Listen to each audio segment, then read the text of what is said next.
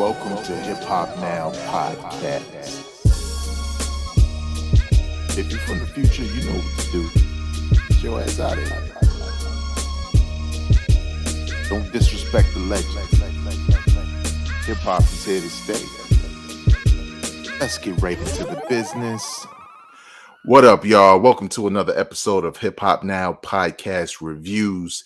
We are reviewing the third and final season of Wu-Tang and American Saga.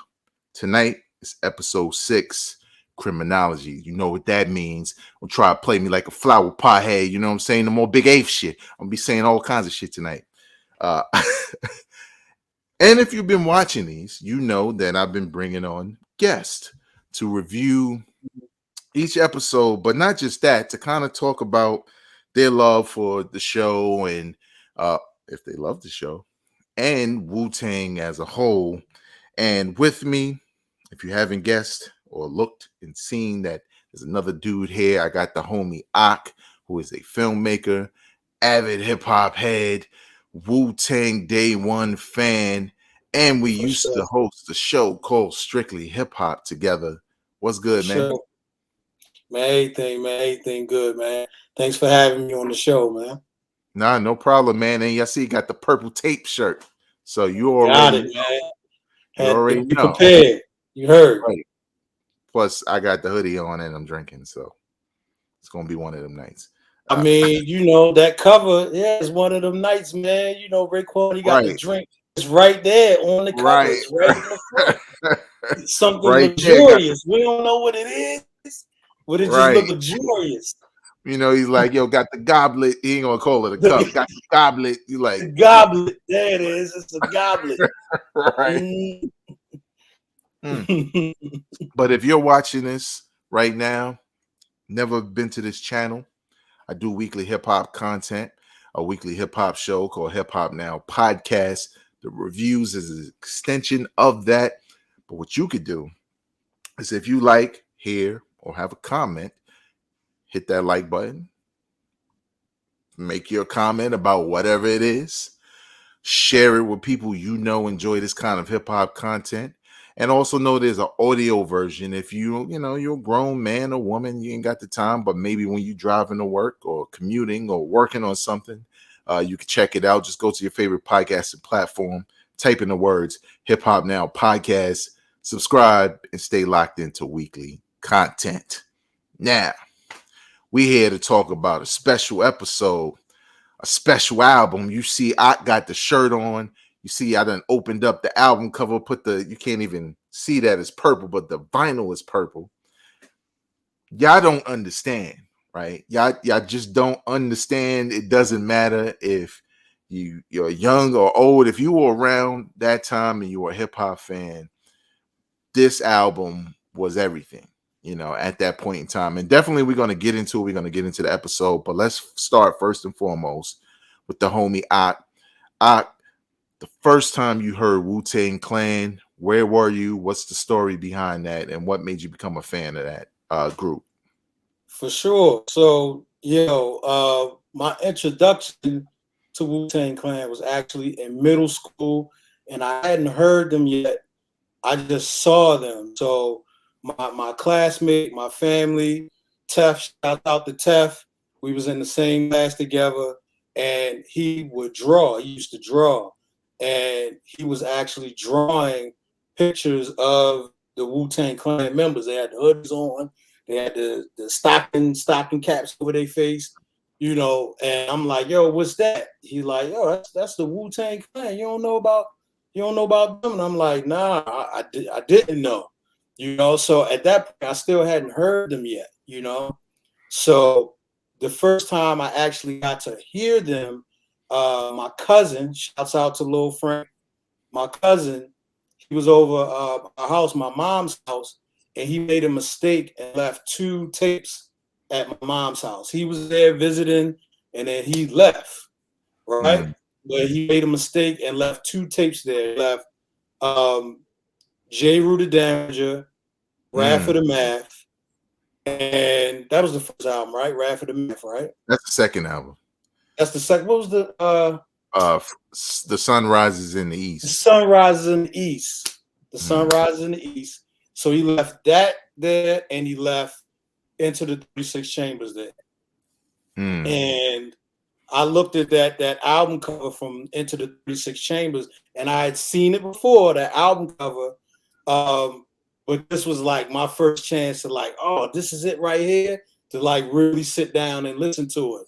And I actually listened to it the wrong way. When I popped the tape in, I popped the tape in on the B side, the second side. And so the first thing I heard was Mystery of the Chess Boxing. So my very first introduction to the sound of Wu-Tang was You God, raw, I'm gonna give it to you with no trivia, raw like cocaine straight from Bolivia.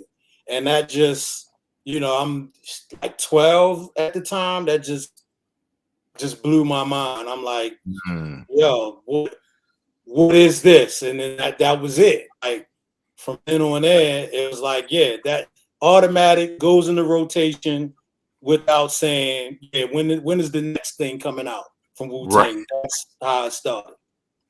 That's what's so crazy about hearing everybody's story, which has been kind of fascinating when I think about it, having a different guests from different regions, and even just as hip hop fans having unique stories. But everybody says when they first hear the album, like, "Yo, what is this?"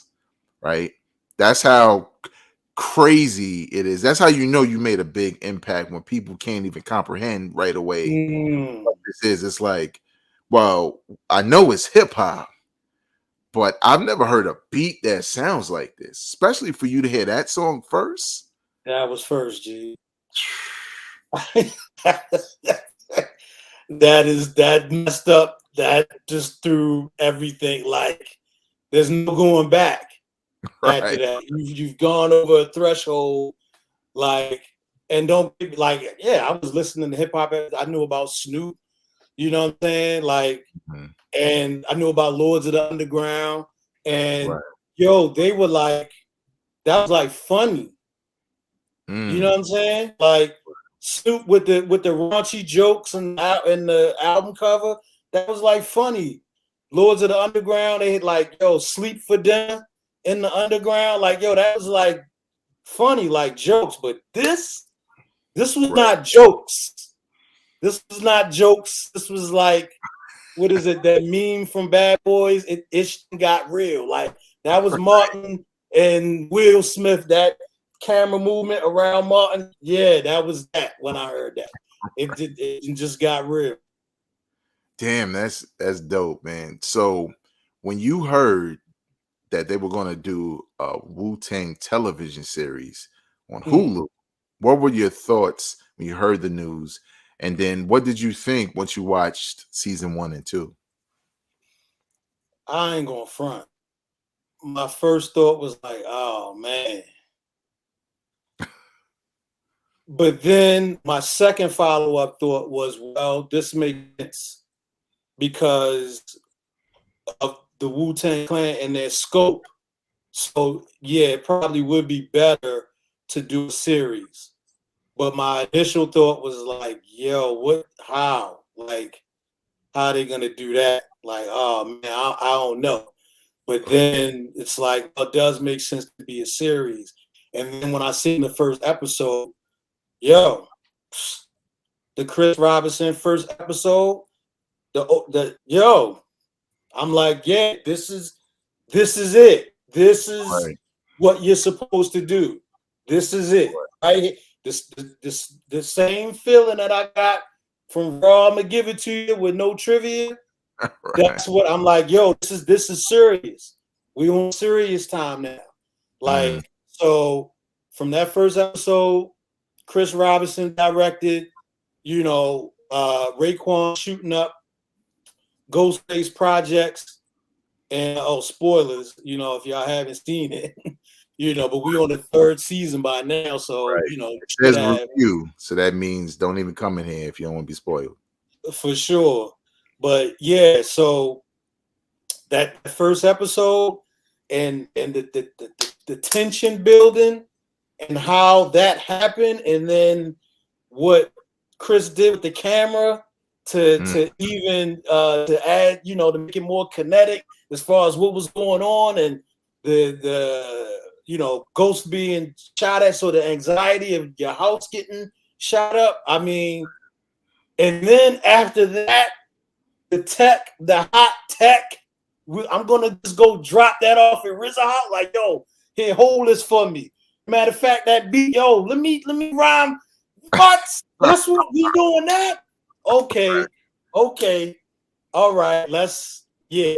So, the first 2 seasons, yes, I enjoyed. I enjoyed. Now, as the season went along, and then going into the second season, we saw kind of where we're getting to now. We saw glimpses of it, because it would right. have some of that off-kilter stuff that's just like, wait, what? But I wasn't really mad at it, because it's like, well, it's Wu-Tang Clan. Like, that's kind of their thing. It's street, but they'll have some off-the-wall sensibilities, and that's a part of that thing. Witty, unpredictable. So Right. that's their thing. So in the first and second season, when they would go off the rails a little bit with the complete fantasy, I Mm-hmm. wasn't mad at it. I'm like, yeah, this is should be expected. Right. Yes, they hit us with something that's comparable to The Wire in that first episode. They did, but then they gave you, well, this is why we're different, because we're going to include imagination into this as well. And that's pretty much Wu-Tang Clan, like the street, but we use our imagination. Like, that's a part of the package. It's this visual, figurative, that's a part of the package. That's what they do. So when they were doing it, and some people would think going off the rails, I was just thinking, yeah, that's kind of them though. So yeah. Yeah, that's a good point, because when you think about it, like you said, that's what we liked about him, right? Because it wasn't just street; it was all this imagination, exaggerated, slang regarding things that you didn't really even know why they said certain things, but they were so convincing that you just Mhm. knew it had to be something dope, right?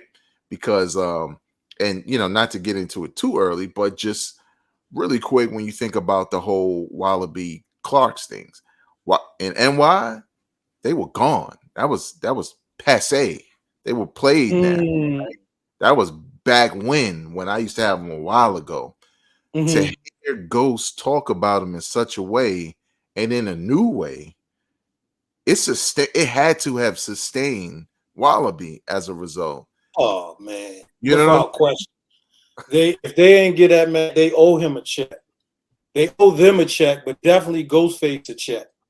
Mm-hmm. We haven't gotten to that yet, and I don't think we're gonna even get to that. But that Iron Man cover, I Yeah, mean, forget about it. They owe Ghostface a check. right. Even to this day, because I wear Clarks.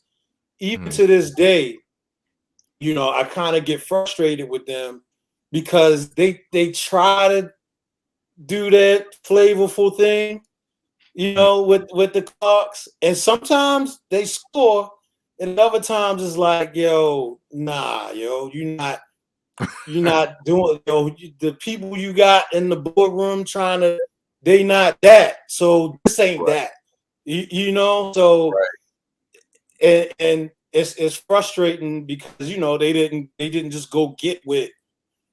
But it's cool, because you got people like, Sycamore, you got people like Power. They just took advantage of it. Like, y'all want to come holler at us? That's cool.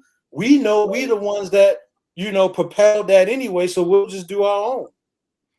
Yeah, because you know what's crazy? Ghost posted, and I don't believe it was coming from the Clark's website. Mm. Um, some new joints, but he had blue and cream joints on, Yeah. but they were like leather, and it said had a ghost face killer like GFK gold joint on the side, and I was kind of looking like, yo, I might. Might Yeah, have they the Sycamores. They the that's Sycamores. weird. This, Okay. yeah, this designer Sycamore, he does his own designs. So Hmm. it's not even connected to Clark's. These It's shits look better, Sycamore. man. These shits look I know exactly. So it's like that opportunity that Ghost would have had, should have had, could have had with Clark's. I right. feel like Sycamore was like, "Yo, I'ma holla at him. Like Right. I'ma holla at Ghost." You know. So yeah, they the Sycamores. Clark's don't have anything to do with it. Damn shame. All right, so we're in season 3. How do you think season 3's been going so far? Season 3, I can tell it's season 3. Hmm.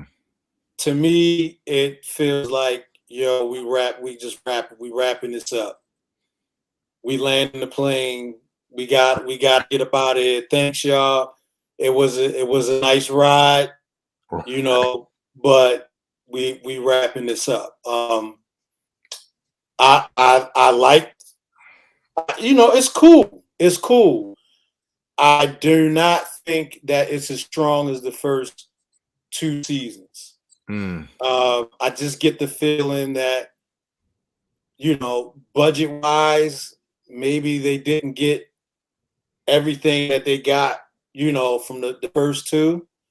Right. Maybe I could be wrong, and maybe it just doesn't have anything to do with money. Maybe, you know, the fact that it's only going to be 3 seasons, and now that put them on the pressure to put the pressure on the writers to tell a whole bunch of story Yep. within this short amount of time. Yep. We kind of getting what we're getting, where they like cutting corners and truncating stuff. And whereas though we saw the first 2 seasons, you had scenarios that were breathing Hmm. over episodes. It took maybe 2 episodes to breathe and finally land, you know. Right. Whereas though I guess they started off that way, but as soon as they went left with the ODB episode, um, that like broke the momentum. Mm. And then they came back, and I believe the tour bus episode was Yeah. after that, I believe, where okay, we getting back to what it is that they do, we getting behind the scenes look of what it was like to go on tour with them, which to me I think was the best episode of this season so Mm. far, the tour bus episode. Um, but yeah, and then maybe they're going this creative route too, because we saw that in Atlanta where we had the narrative and then we would pause and do this totally creative type of episode, and then we would get back to the narrative, so maybe they're trying that with this, Right. uh, but the execution, it just feels like you're just wrapping it up. I hate to Mm. say it, but it just feels cheaper. You know. Yeah. No, you're right. I mean, Nika said the same thing when we reviewed the last episode. It does feel a little fast, given all the character development we got for the first 2 seasons. Um, it's like, okay, I think in a lot of ways, because we know them, it's easier to just accept it, right? Because we know the groups, we know most of what happens. But to your point, what made it good for me was that development of the characters into Raekwon, into Ghostface, and not Dennis. You know what I'm saying? Like, we got Dennis for so long that now that he's Ghost, sometimes I'm not just looking at him as Ghost. I'm looking at him as Dennis, right? With the two Mhm, brothers and the kid and and the lady at home. So mhm. um, you're right, man. I just hope they find a way to end it where it's satisfying for the fans of the show and the group. All right, man. Well, we're gonna get right into it again. You see our shirt, see what we got in the background. already know what it is. Highly anticipated episode 6 of season 3, entitled Criminology, which is a single off the classic album Only Built for Cuban Links. It's on both sides. Raekwon featuring Ghostface Killer. I'm gonna start with you, man. This episode was in the style of a 90s mafia / gangster flick. That was what the description said. 90s gangster flick. Yeah. Now, when I read that before I saw the episode, I thought like, oh, like Menace to Society and and and Boys in the Hood, and because a lot of those hood movies were mostly West Coast, right? The East Coast movies were kind of different, right? Like Carjacking and I don't know, like High School Gone Wrong and Juice, because I can't really consider that some gangster shit. It just Was In Too Deep, maybe that's right. Maybe was along. it, I Definitely forget what Belly. year. I forget if that was the 90s or 2000s, but In Too that's Deep might have been the 2000s early, okay. but Okay. definitely Belly. Oh yeah, we'll get to that. We'll get to that. Somebody So, definitely influenced. Somebody said, "Yo, I want my belly shot. I gotta do mine." right. Whether the cinematographer or the director on this, he was like, "Yo, I gotta get mine." You And know. look, really quick, because this all relates to what I'm gonna ask you anyway. Because this episode contained a ton of Easter eggs for fans that Yeah. I don't know if you discovered the Wu just as a series and maybe you never heard an album, you don't know the history. There's a lot you're going to miss because it's really there. This was a fan, like, oh, that's the such and such. Oh, that's such and such. The belly moment was so much a belly moment that Raekwon had the same jacket in a different color. He had a purple one, but the same jacket DMX had on in that same scene in the tunnel. A little bit of well, let me put it this way. He wore that jacket at a different point in the movie. The leather jacket or whatever, but it was the same style. So you watched this episode, man. What did you think about this episode? Was it good for Purple Tape and the whole build up?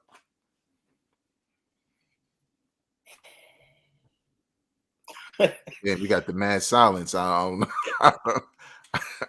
know. I think, in my opinion, it was a missed opportunity. My opinion, it was a missed opportunity.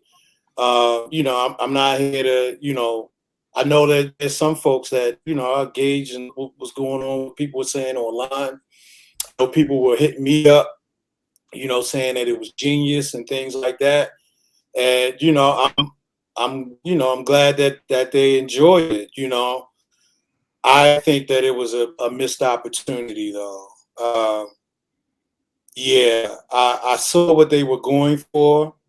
And as you mentioned earlier, looking at the cover art, I got like, maybe Carlito's Way was what I'm. Is this what you're trying to go for, Carlito's Way?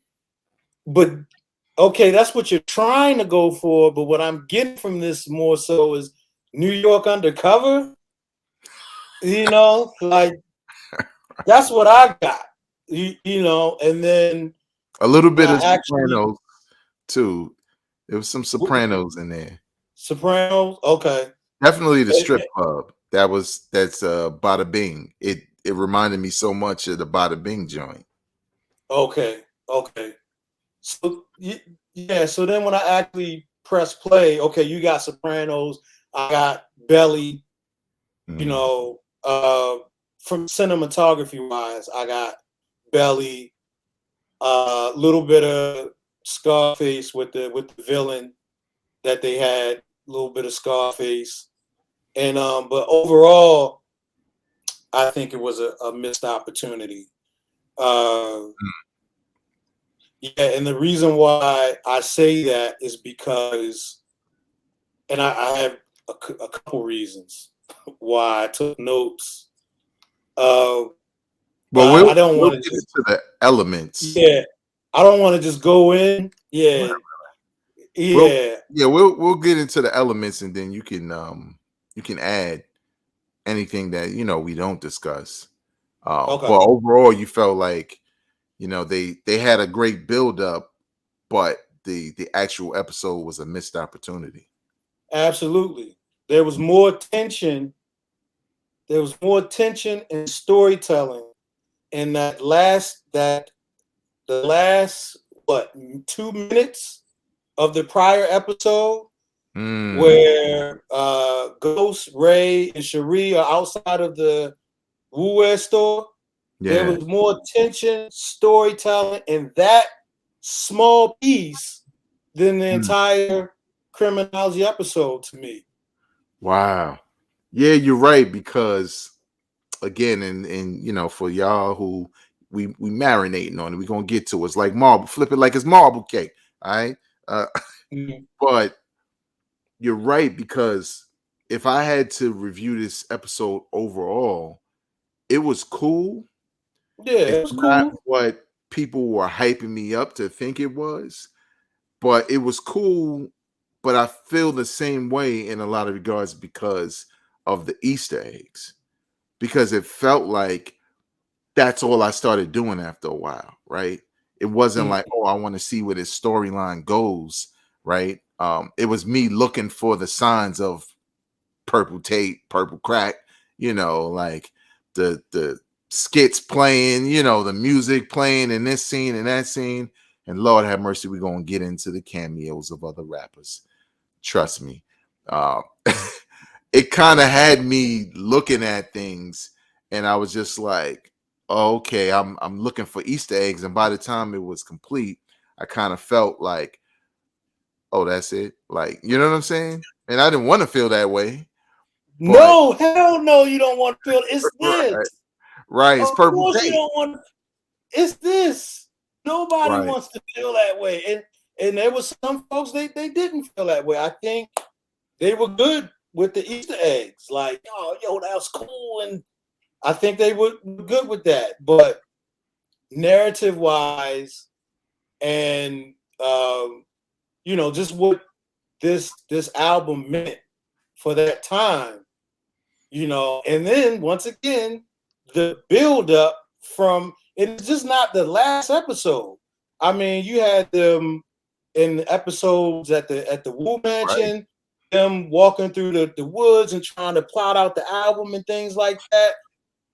It was some build up to this. Yeah. And yeah, it's like, yo, the person, the director, the writer, the director, it just felt like a disconnect. Like, yo, were you not watching the other episodes? And now I gotta do my knowledge and go and look. Maybe they probably even wrote it. They might have wrote the prior episodes, and I probably didn't pay attention. And to me, that would make it even worse. Like, Right. yo, what happened? You just, yeah. But we'll get into it. I'm gonna let you.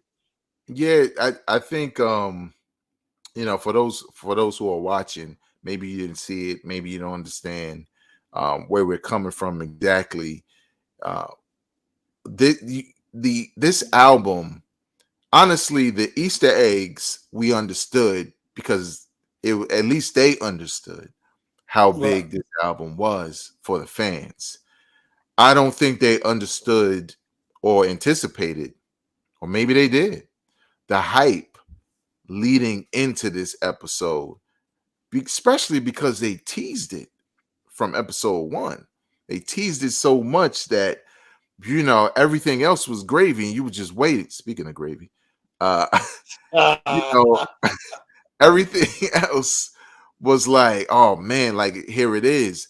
And I did like, the fact that, okay, boom, it's a 90s gangster flick.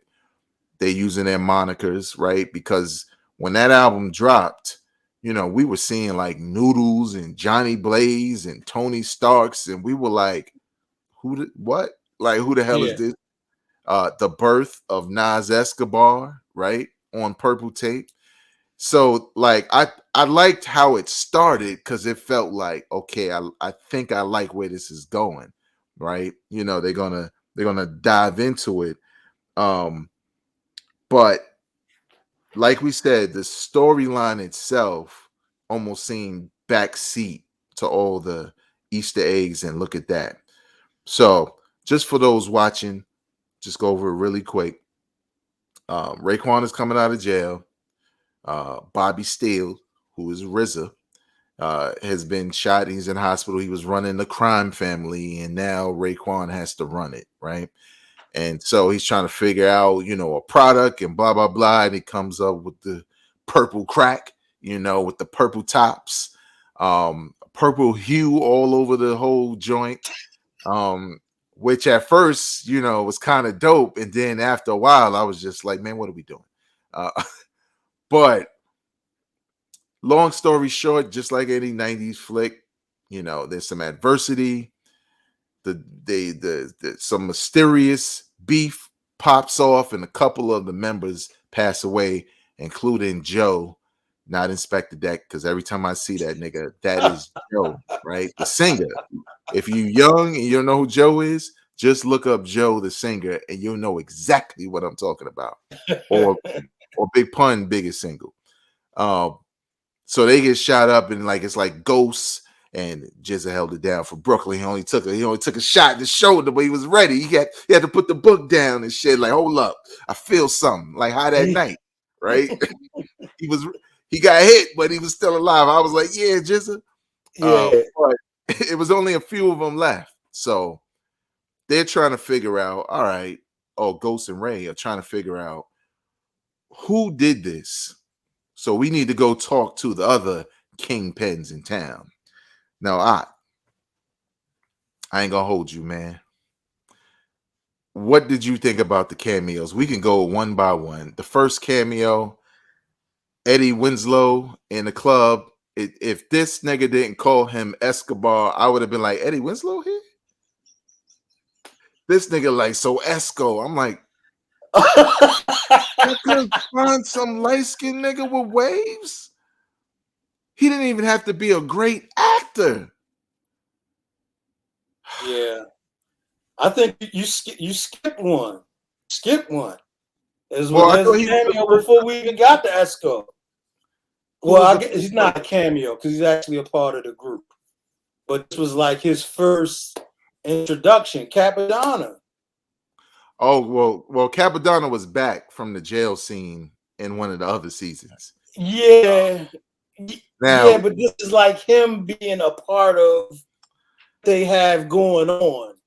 Well, yeah, look, to your point, this is the reason why we're saying what we're saying. Unceremoniously introduced. Because I was like, they did him dirty, man.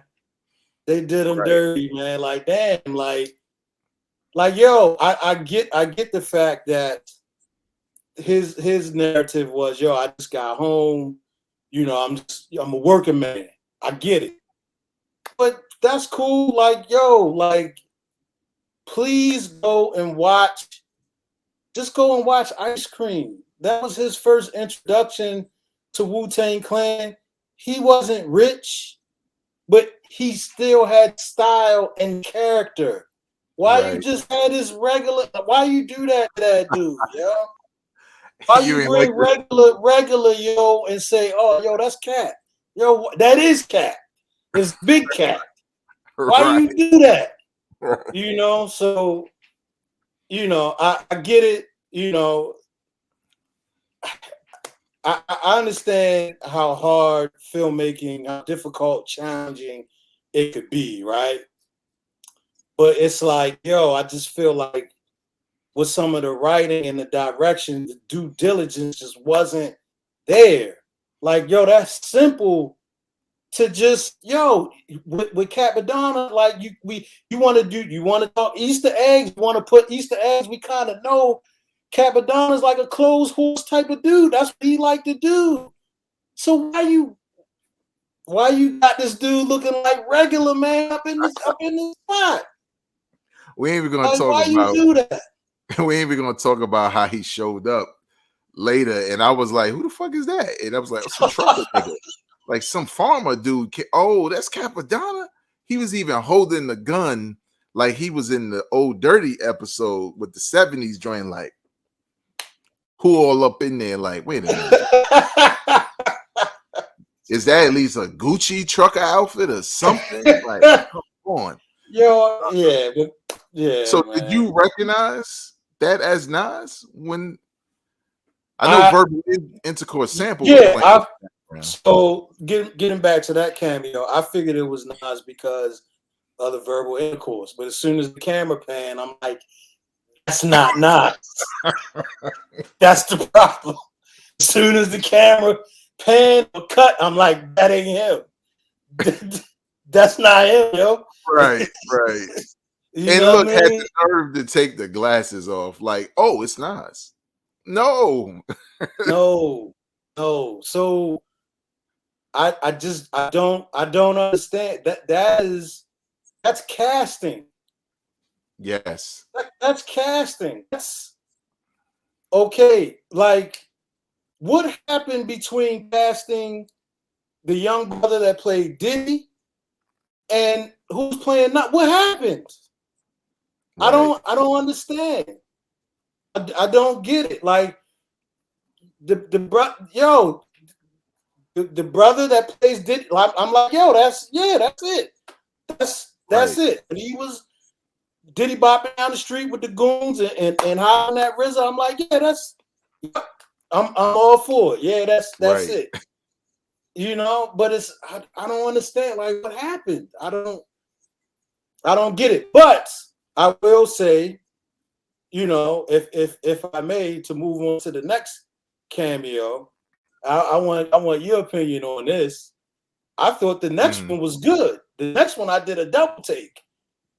The Harlem joint, I was like, oh, and maybe because I need glasses, like the way that my setup is, the TV is kind of far away, so maybe I need glasses. But I did a double take. I was like, oh, that's pretty good. It was quick, it was fleeting, but I'm like, yo, that's that's Big L. Like, I knew he didn't say his name, but as soon as he started talking and the Harlem, I'm like, oh yeah, okay.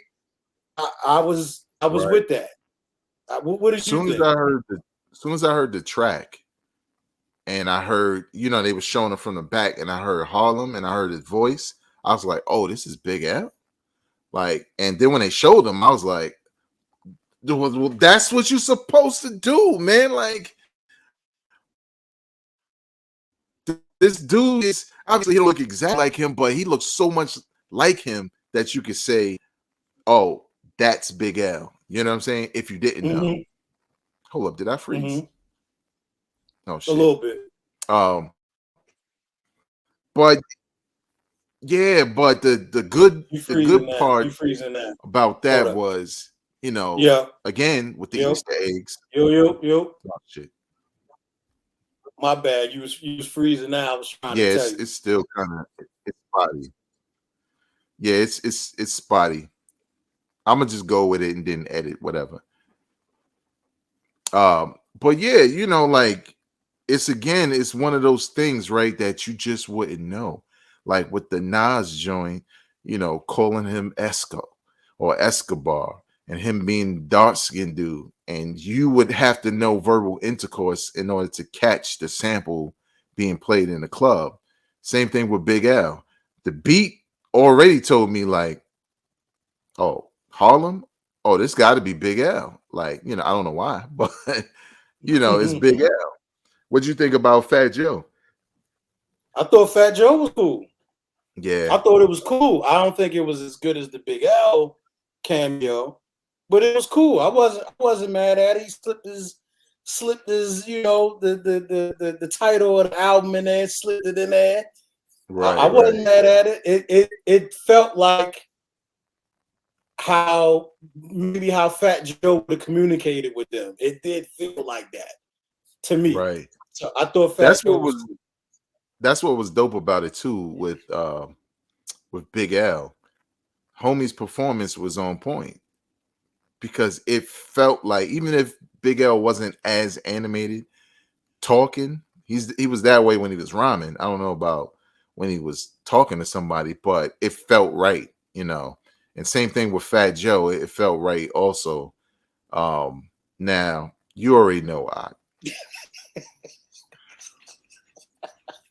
we told y'all on the first part of these reviews, if it ain't gravy, don't do it. I saw We that. warned y'all, if it ain't gravy, don't do it. But Yeah. part of me was kind of fit on some Brooklyn nigga shit, like, yeah, ain't gotta call y'all back. Like, you know, part of that was coming out until they went into the restaurant. Yeah. And the camera pan, it's that camera pan, like you said, that camera panned, and Dave Hollister is sitting in front of Raekwon and Ghostface. Because that ain't Biggie, okay? Let me tell y'all something, man. Let me tell y'all something about the greatness of Gravy. I'm about to tag him in this. Gravy did Big so well because Big talked like he couldn't breathe, right? He didn't just have a deep voice and a little bit of a lisp. He talked like a fat dude, right? Like, no, you know, like he could almost barely talk. He didn't rap like that. Mm. Then Big didn't have no beard, man. What are they doing? Yeah. I was like, oh, Yeah. he's gonna meet Dave Hollister before he meet Biggie. Okay, listen. Oh, that's Biggie. Okay. Oh. And for everybody watching, that is the dude that played Biggie in the Biggie and Tupac murders series, whatever that came out a couple years back, which is actually really good if y'all watch it. Also, Unc from from Snowfall is in it. Damn, they're acting the same way, almost weird and shit. Oh damn, it's freezing a little bit. So when they finally rolled up on Biggie, what was your thoughts about the character, the guy who played Biggie, but also the scene as a whole? Yeah, I mean, it wasn't just it. It wasn't as good as the Big L and the Fat Joe cameos. It was okay, but I agree with you. It's like Gravy he owns it now. He owns it. But then I understand why they probably didn't go with Gravy because he's older. So they didn't, you know, and you know, the brothers that played Raekwon and Ghost, they're younger, so it would have been a mismatch. May have been, but I don't know, man. Maybe you do that screen test first and you see what's hitting first. See what it's hitting for, just for the screen test. You know, and Right. here's the next thing. Even with it being an older, you know, with him being older. Uh, so you know, this was a allegory scenario. You know, so and Big like is larger than life. So it could have worked. You know, just try the screen test. Now I thought about, you know, what I would have done, and you know, people may watch this and may be like, nah, that's whack too hot, you know. But because you know, Big is larger than life, and his personality, and what he meant to hip hop during that time, was so impactful, right? I think I would have went the route of not showing him and just doing just having his impact, like depicting that, like what he meant and how other folks would describe it and how other folks would make moves for Frank White, for Biggie. I Right. think I would have did it that way. But I guess what they were trying to show is they're on the same level. So yeah, they're gonna go and pull up on Biggie. That's how it's gonna be. But I just think that's a matter of writing. You didn't. It would have been just another writing choice where okay, maybe they didn't pull up on Biggie. Maybe they didn't do that. Maybe they pulled up on C's and told C, yo, go tell your man this. Like then we could have kept it. Like we could have avoided, what we got. But once again, if we just want to get it off and just do it, then fine. Right. It was cool. You know what I mean? You but if you're trying to cinematic and make it special, and I personally, would have approached it a different way.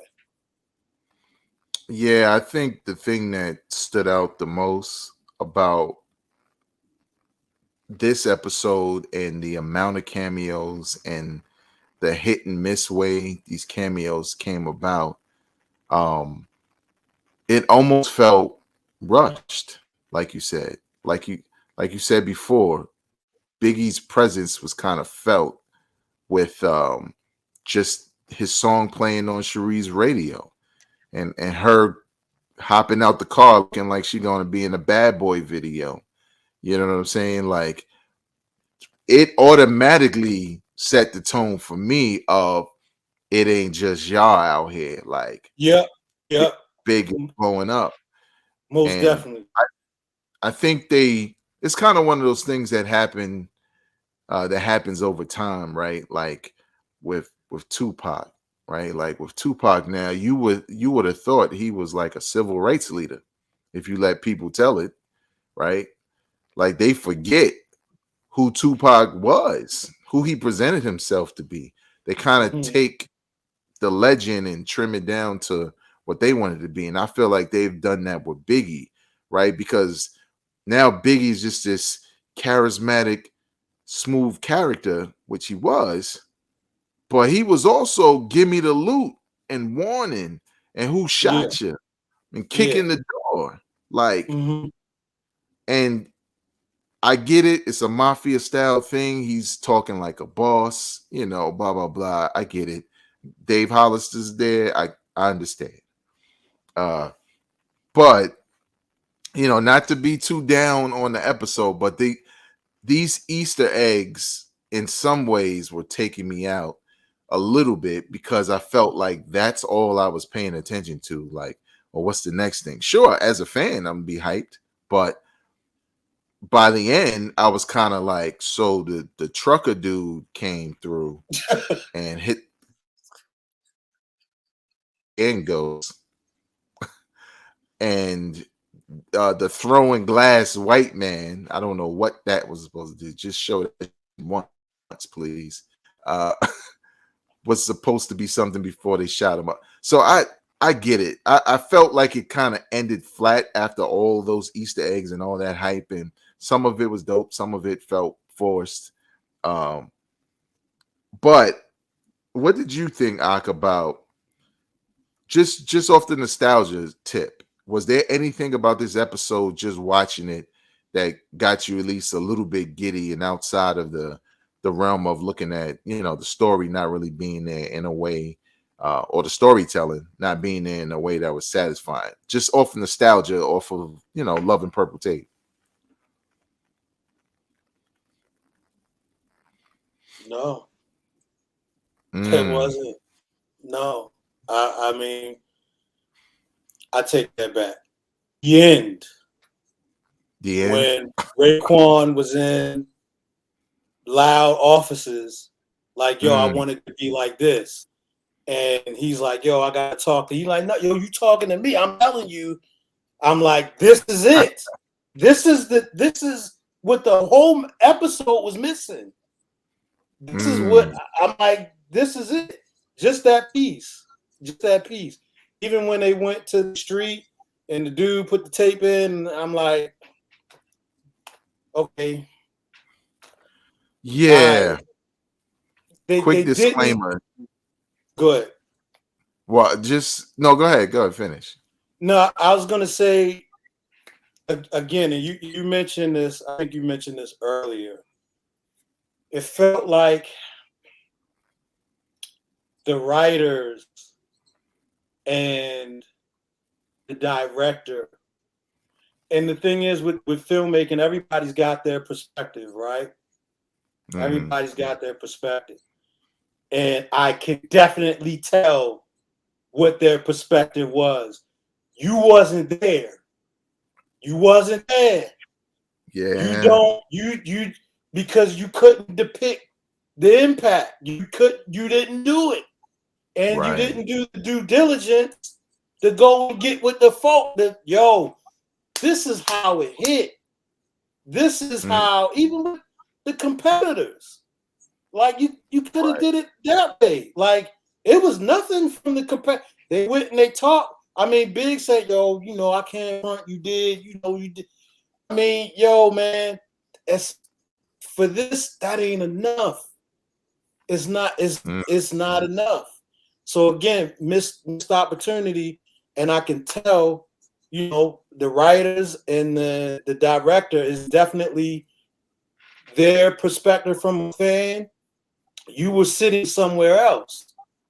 Sorry, but you were. You were sitting somewhere else. You wasn't. You wasn't outside. You wasn't outside when the cause was. Whoever did that, maybe see. This is why I'm gonna shoot myself in the foot. If I find out that the person who did this episode did the one prior to it, then I shoot myself in the foot because that was it. Like they captured it for Biggie, but they didn't do it. They didn't capture it for Ray. Like the impact, and they tried to do it in this allegory way with the purple crack. Like everybody fiending for it, everybody going for it, but it was flat. That wasn't it. I think Raekwon deserved the same exact bulletproof respect of showing that impact of how it hit the street. He deserved that. He deserved that, and we missed that opportunity. We missed it. Yeah, I agree. And now there's a part of me that wonders because for those who don't know, there is an actual Only Built for Cuban Links making of the album documentary coming out, which probably will be released in tandem with Only Built for Cuban Links 3. If you remember, during the pandemic, during an interview, Raekwon announced that he was working on it, and this was 2020, I believe, because he was still at home. He was in his house and all that when he said that. So maybe there's some feeling behind telling too much of the story in the show because some people just won't watch both for some odd reason. But That's crazy. I wonder. Yeah, that's I crazy. You know how much Wu-Tang, if we Google, how much we could find, how many documentaries. So that's crazy town. If that's the reason why, that's crazy town, man. I was thinking the reason why is that they just wanted to try to be creative and do something different, try to flip the game. Like, this is what you expecting, but we're gonna do this. We're gonna subvert expectations and I get that. But even if you're gonna do that, and I got my notes, I just think there's a way that you do that. Like, even if you're not gonna have the purple tape itself and kind of show that impact, right? Right. Even with your depiction of the crack, it's like, did you go watch New Jack City or something? Like, the impact just wasn't there. Like it wasn't there. Even if you're gonna make allegory and go figurative, And yo, this purple crack hit the street, it was this. Like, yo, I think where they missed that opportunity is you didn't even build that up to make it have a drop. Like, yo, he came Right. home from jail.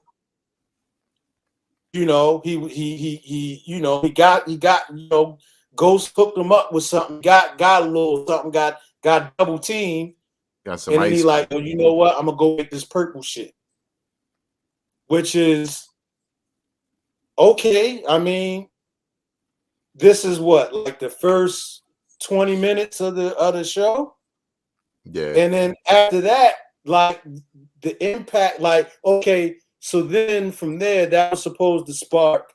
All right, now they gunning for us. Competition is gunning for us. Why? Right. Why? We didn't see why. Cause you all went and threw some testers out there. Why? Because Fat Look, Joe said so.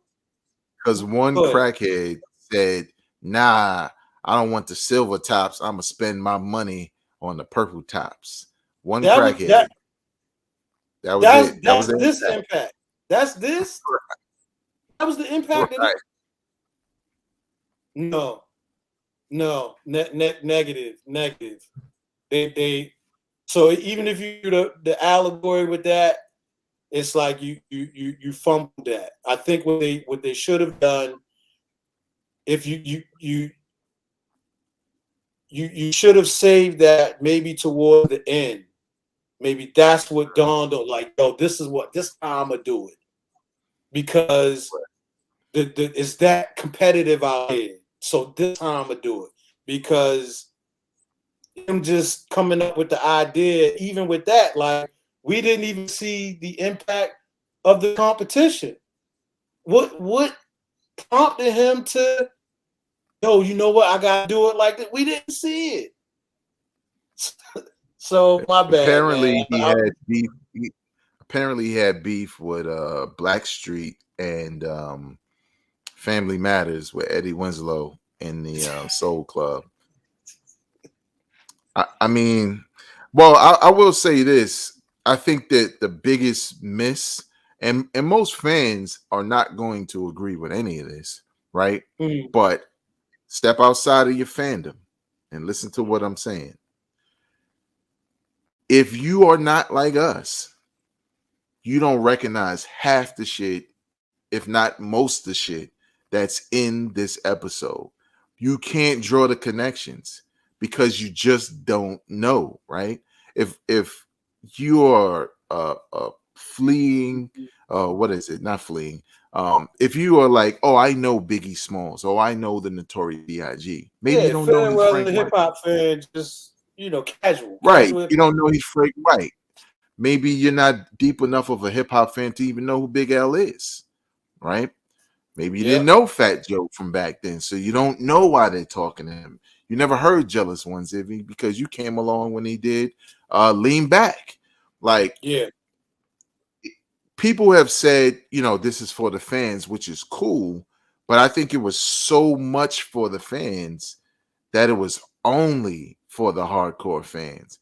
And I'm gonna tell y'all right now, when you're making television, you're making radio, that is not how you do things. You make Mm, things for the fans, but you make sure you explain it for those who don't know. mm. Because my wife Mary has never heard the album in its entirety. She's heard songs, but she got me there like, yo, that's it. He said blue and cream. He giving them the wallabies. Like, I'm filling in all the damn blanks.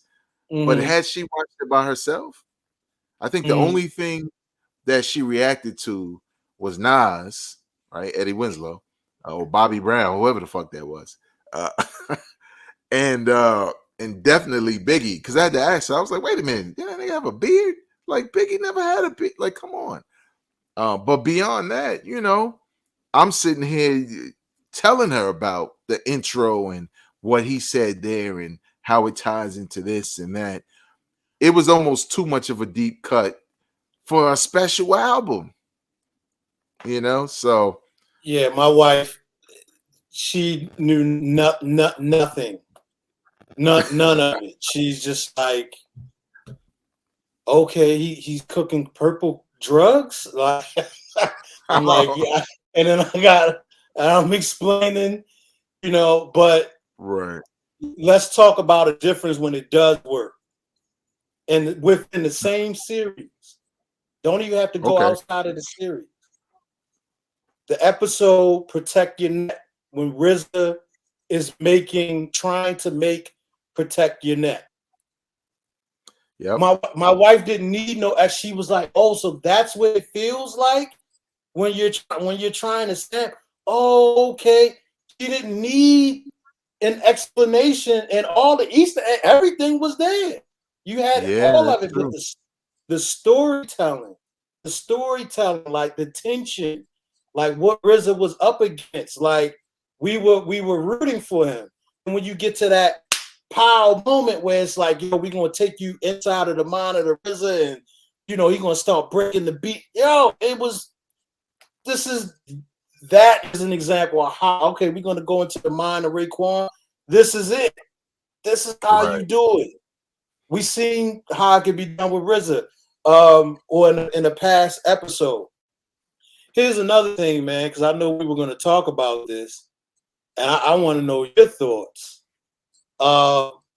With this whole allegory, we're going to go left, and it's going to be like a scenario where Raekwon and Ghost are going to kind of play out in this kind of fantasy type of situation. Like, didn't we see this in one of the prior episodes when they did the Killer? Like it was like Killer, the movie. You know what I'm saying? When they were doing all of the shooting and they had the slow motion and the doves and all of that. They did that in, I think it was Oh, season yeah. 2. So Yeah, they like we did. kind of saw this, and they did it better. They did it better then. So Right. I don't know, man. I don't know. Yeah, it's interesting to see how these episodes play out. And to your point, it's one of the things that made Marvel so successful with the MCU because for one, they let you know up front, this is the Marvel cinematic universe. Do not look here for a one-to-one depiction of the comic books. So they already set the tone for you. So you knew Mm-hmm. some things would be there one-to-one and some things wouldn't. Mm-hmm. But they got everybody hyped because they didn't need to explain to casuals Iron Man and why they built that. So you became a more knowledgeable comic book fan as a result.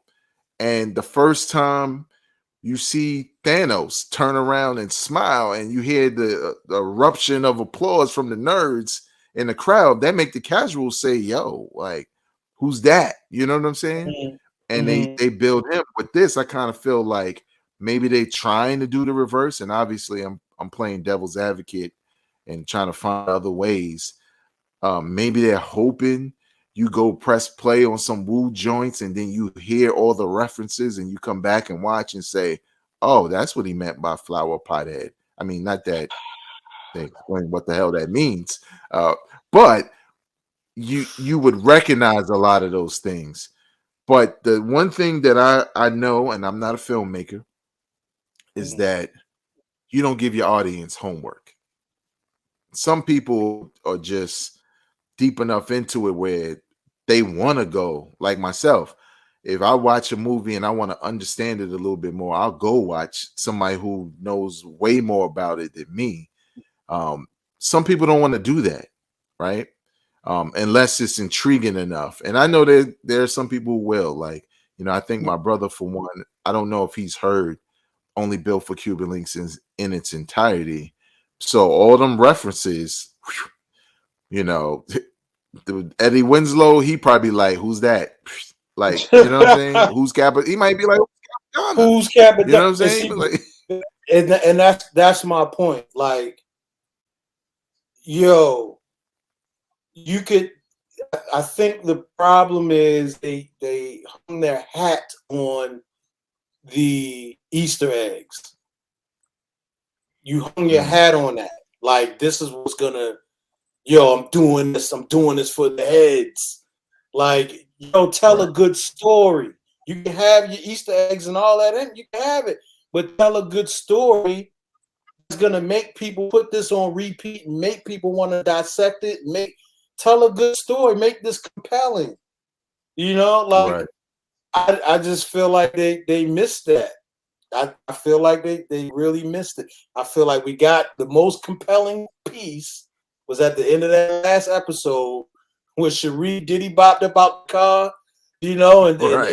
Biggie, yo, that was in the expressions on Ghost and Raekwon's face, and then Raekwon's, you know, his response like, yo, it's gotta be us, you know. Mhm. And the thing is, see, with that and how that ended, Mm-hmm.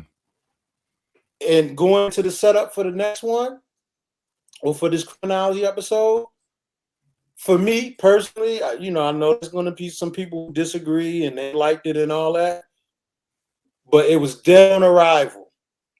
It was dead on arrival because all of the tension from what we just saw, it was gone. They were on the beach chilling. I mean, on the boat. So it's like they were successful up the blue, like my man, Right. like my man, like my man Big say. Right. All the You're tension, lightweight. all the tension was gone. All the tension was gone. I see. Okay, all right. Now we're gonna go into the mind of Raekwon. He's coming home. You know, an incarcerated Scarface. I'm gonna talk to one in the cab ride. They tried to bring it back, but it's Right. like, yo, you killed all the tension. Like, it to me, it just looked like, yo, y'all chilling. Like, yo, we gotta do this album, yo. Like, we ain't even hardly write nothing. Like, oh Yeah. man, like, Yeah. no, Well, yo. I will Go ahead. say this. I think in some regards, their attempt at the impact was a scene we've seen far too many times in hip hop video history, probably on a show like Different Strokes or some shit like that. Hip hop heads do not pull one fucking tape out, put a radio in the middle of the street, and stand around it and point at it. I'm tired of seeing that shit. You could have done something as easy as make somebody get in a car and like, yo, put this shit in. That has Right. happened to way more people in real life than the radio in the middle of the block with the crate. You know why? Because some blocks got goons, and the goon don't give a fuck how hot the tape is. He about to kick the whole radio and the fucking milk Yeah. crate over because it's the hood. Yeah. Stop doing the yo. You hear that, my man? You we are actors listening to the purple tape. Come on, man. Y'all could have got us. We could have just been there, like, you know what I'm saying? Like, oh, we would have had the same look. Like, yo, crazy. Like, but I You get it. know, You record store. You know, because that was my experience. Like, it was the record store. It was the single, seeing the cover, criminology. Like, oh, yo, criminal. That's the name of the single. Like, yo, this is crazy. I'm getting no. My bad. Glaciers of Ice. Glaciers of Places of Ice. life. Yeah. Glaciers of Ice with criminology is the B side. So Mhm. both intriguing names. One of the things missing, intrigue. But And that happened. Intrigue happened in real life, but they couldn't figure out how to translate it to film. That's crazy. you That's know what's crazy. you know what's crazier? I hadn't seen the criminology video since 1995. Someone posted the video. First of all, the video is like a minute and 30 seconds. On Twitter, the 90s was wild, man. If you look at that video, first of all, Ghost had the robe on back then. I didn't even realize. Um, I was like, oh, he got the robe on now. I thought that was a Supreme Clientele time. But I think he got them designed specifically around that time versus criminology. Everybody young, they barely moving. right? All the Wu members is still, and at the end, RZA dressed like a sensei, with the grayed out beard and all of that. You God has the Wu symbol in black on his face, black paint. Ray and Ghost got their shirts off and they're branding these dudes' backs. And I'm Yeah. like, this is the ridiculousness that we were used to Yeah. back then. Yeah. Yeah. They could Yeah. have, I mean, I get it with the whole Scarface and all of that. But you know what's so missed about all of this, Ak? And I know it hasn't happened, and I don't think they're gonna do it with Jizza unless they do. Where's the kung fu shit? Like where's the? They should have definitely, if they're gonna do these stylized, shows, that was a missed opportunity to not have the Abbott and all these cats like play those roles. That there's no father to a style and all like. Some certain things should have been touched upon more because that was a big part of the Wu. And again, the show doesn't have to be perfect. It's not The Yeah. Wire. It's not Yeah. Atlanta. But we're also looking at it outside of our personal fandom and how others might look at it, right? Because again, you're talking to two people who love it just as much as you can see. But when you really start to break it down, it's sort of like, I didn't think it was going to be that.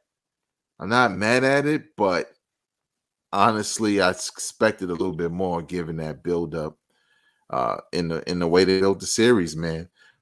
So look, to your point earlier, the next episode is called Shadow Boxing. Here's a description. In order to secure a deal for their new label, Divine must deliver on the promises he made to music executive Tommy Mottola. But upon returning to Wu Mansion, he learns that signing members and getting dirty to feature on a song is easier said than done. So we'll probably get back to the real world. Well, we are getting back to the real world. I assume shadow boxing is more about strategy from a business standpoint, given this description.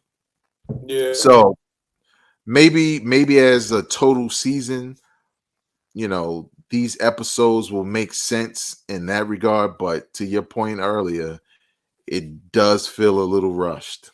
Yeah, because even with that, like that whole scenario with Dirty, that is actually connected to the Purple tape. There was an interview. It has since been wiped from the internet because I tried to go and look for it prior to this, but I read this like years ago. The dude Danny Hastings, who took that photo, who shot the cover, shot the art for Only Built for Cuban Links, he was describing the photo shoot day in that interview, and there was and Dirty was tripping. He like, yo, y'all hating on me, and it's like, yo, this is Raekwon's day, like, are you in here tripping? Oh, I remember that. Yeah. And I read another interview with Raekwon, where as though he said, him and Dirty talked, and Dirty came up to Raekwon and said, yo, even though I'm not on your album, I'm not on Only Built for Cuban Links, I'm here though. I'm here to support you. So that got me thinking, well, maybe they don't want to show Dirty in that light, but then you're telling me the next episode they're about to go there. So it feels like another missed opportunity because you could have had that in this episode and it could have been building up to this. But now you're just gonna drop it on us and it's just gonna come from out of nowhere. Kind of, sorta. We'll see how they do it, but I don't get it, man. It's just like, yo, let's wrap it up, man. That's, that's what it feel like, man. Hopefully, even though it's impossible to do this, but hopefully it's something like The Wire, where season 2, when I was watching it live, I stopped because I'm like, yo, what happened to the street? What happened to the cops, the wiretaps? I don't want to see this other side of Baltimore. And not knowing at the time that it was all connected. Now season 2 is like golden because when you watch the whole joint, you like, yo, that's how they brought the product into the city. So it's all connected. Each season has a section of the city, but at the time you're watching it live, all you know is that you were on the block and towers and dudes getting shot and witnesses getting put away, and you just like, give me more of that. You don't want to see no Greeks, you know what I'm saying, and hard-working people down at the docks. Like, I was like, what is this? But I didn't know. I didn't know at the time that it was a whole big story. So hopefully they're taking that mindset, but it feels like a couple of missteps. I think we only got 3 episodes left after this. So if they're gonna do that, if they're gonna hit a home run where they bring all of this foolishness together, towards the end, well, I won't say foolishness, but if they tighten up all these loose ends that we're seeing, that would be the greatest comeback ever. I'm not sure that that's gonna happen. I think, and I saw it in one of your episodes where you said it'll just end on Wu-Tang forever when they go on that tour for the second album. I think that's how this is gonna end. Thank you all for coming out. It was nice, y'all. Wu-Tang. God bless. Good night. I agree with you. I think that's how it's gonna end. Damn. All right. Well, what did y'all think about this latest episode 6 of Wu-Tang, an American Saga? Purple tape, only built for Cuban links. Are you aware of this album? Did the episode make you more interested? Did you catch some of the Easter eggs? Are you a fan like us and loved every minute of it? Or do you feel like us and felt like the Easter eggs were cool, but I could have got a little bit more than just Dave Hollister and Eddie Winslow or Greg Nice or whoever the hell that was supposed to be, because that was not Nas. Leave your comments in the comment section below. Like, subscribe, and more importantly, share this podcast with people enjoy this kind of content. Brother, this was a good episode. Everything ain't gonna be good. That's not how reviews go. It's a review, right? That's what we do, man. But thank you for coming through, man, and spreading your wisdom. Appreciate it, man. Thank you. Thank you for having me, man. I mean, the cinematography was good. That was one good thing about that last episode. That was good. But once again, thank you for having me. And yeah, man, y'all stay tuned, keep listening. You know what I mean? And we'll catch you on the next one. Tell them where they can catch some of your work. Oh yes, here we go. I didn't talk so much big stuff about somebody else's work. What you got? Let's go see what you're doing. You can check out my film on Amazon. The name of it is Raina. So that's on Amazon, or you can check it out on Vimeo. Just type in Raina, Reyna. That is a film that I've done. Working on my next one right now. So that's another thing I would say. This definitely inspired me as I'm writing, the next project. Like I don't want to hate on nobody else's work or talk down about somebody else's work. It just inspires me to work. So it's like, yo, you would do this, or you think you could do better. It's like, well, let me get to work. Let me see. So I'm writing next project now. And this was very inspiring and motivational for the next project. So, you can check out Rain on Amazon and Vimeo. That's available now. Dope. You can follow me on Instagram, Twitter, and TikTok at Vegas World INC, and subscribe to the podcast on Apple Podcasts, Spotify, or Overcast, wherever you get your podcast listening from. Just search for HipHopNow podcast, hit subscribe, and even review the podcast on Apple Podcasts. Till next time, y'all, we are not critics, the fans. You see all the paraphernalia, you know what I'm saying? You seen it like a zenith. You seen it, all right? Stop fronting it, especially the vinyl. Just really quick for y'all who don't know. I know it could have got scratched. See that purple? See that purple, son? About to listen to that now. Sniff an eighth on them. Maybe not. Oh, don't do that. All right, y'all. Peace.